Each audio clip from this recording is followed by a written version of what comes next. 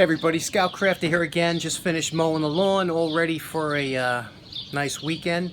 I have some really cool tools I just got in the mail. Let's check so when I was searching for those pliers last week, I found this guy had a lot, L-O-T, on eBay, pliers, and nobody was bidding on them because a lot of these were rusted up or whatever, but I got the there's 35 pliers here.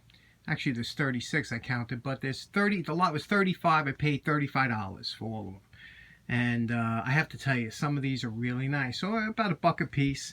You can't beat that for an eBay deal, huh? Especially with some of these are, you know, some of these brands are well made, and the jaws aren't shouted up or anything. You can see, you know, you look at the dikes, you figured, oh, maybe the dikes would be all messed up. Look at that. You know, the jaws are really in good shape on a lot of these, and some interesting plier configurations, and especially these larger ones there. Some of them are really interesting. So I said, boy, there's some restoration projects, right? Pretty easy. And the one we're going to work on today is a nice old pair of fencing pliers. Okay, now you can see what these look like. They're you know, a little bit rusty, like everything else I start with. No patina on this one, so we don't have to worry. But you see the head is kind of chowed up. All the markings are gone, the striations over there. And I'd like to make this nice. It looks like a nice brand. It has some nice writing on it.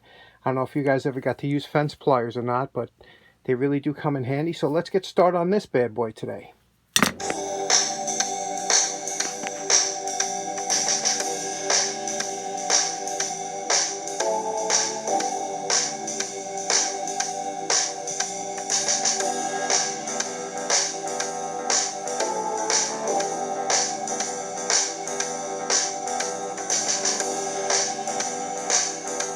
Okay, real quick, this is our post-wire brush evaluation.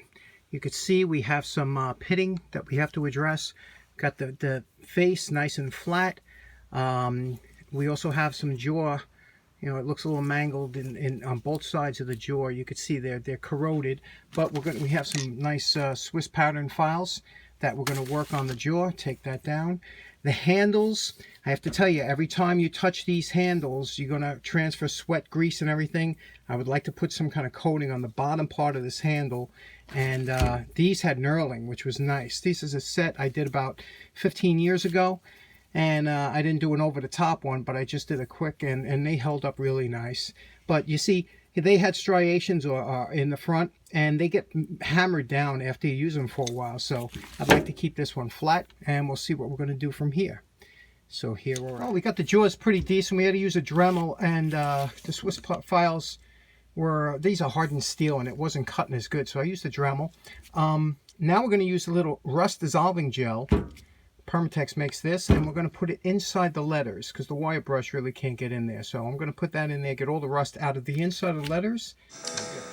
I apologize, I lost some of the footage of the belt sanding, but you've seen that before. Now you know my favorite part. Remember what it looked like before we started. Okay, we're calling this project done.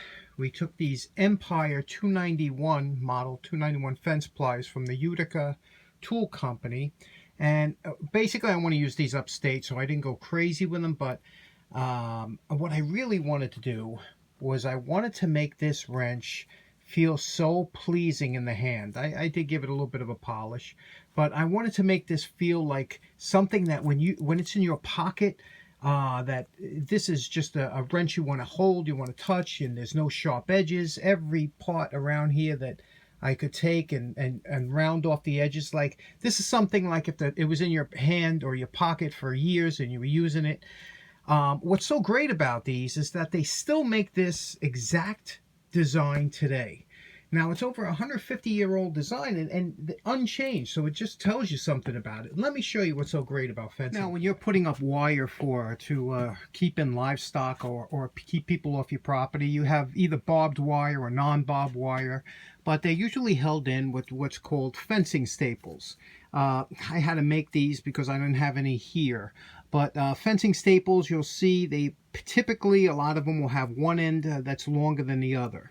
just like this. And the reason that is because you want to be able to start it. Now, even though you have a hammer section on here that you can use to bang it in, most people when they're fencing will bring a hammer. You know, if you're going to do any fencing, you'll bring a hammer because it has more weight to it and it's just easier to drive in.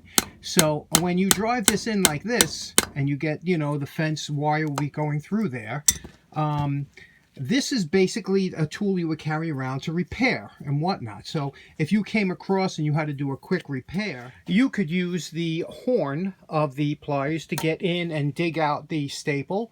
Or you could also use, you'll see here, if you clip this in here, it makes a very sturdy thing that you can pull out, easily pull the staple out. So that's one use. Another good use, you could tell by the, there's two compartments here in the pliers. If you take the fencing staple, you could put it inside here like this, and you could use that as a guide to drive down the staple, especially if you didn't have one that, a staple that had one leg longer than the other, and you could drive it in like that. Another use is the wire cutters that you see on both sides. You can open it up like this and cut wire very easily because of the long leverage. Again, if you're cutting barbed wire, whatever, this would cut very easy. Over here, you could bend wire to make right angle bends in the wire. Another use, that if you wanted to twist wire, sometimes you have to make a loop in the end of the wire, and you could do that very easy by taking the wire, wrapping it around here, and then because you have the two compartments here, you place it between the two compartments, and then all you have to do is, using the long leverage of the handles, twist this around and it will twist the wire, and that will make a secure, you know, a lot of times this fence wire is a higher gauge, but you could see it does a nice job of twisting the wire, making a loop, and then you could repair fence that way. So in closing, I have to tell you, you can't beat a tool that, like I said, has 1, 2, 3 different type of jaws. It has 2 cutters on each side, a hammer, a pry anvil on the back, and it's got tremendous leverage because of the long handles. So really impressed with this tool, and it still holds up today, and I appreciate you sticking around. Thanks very much. Have a nice day.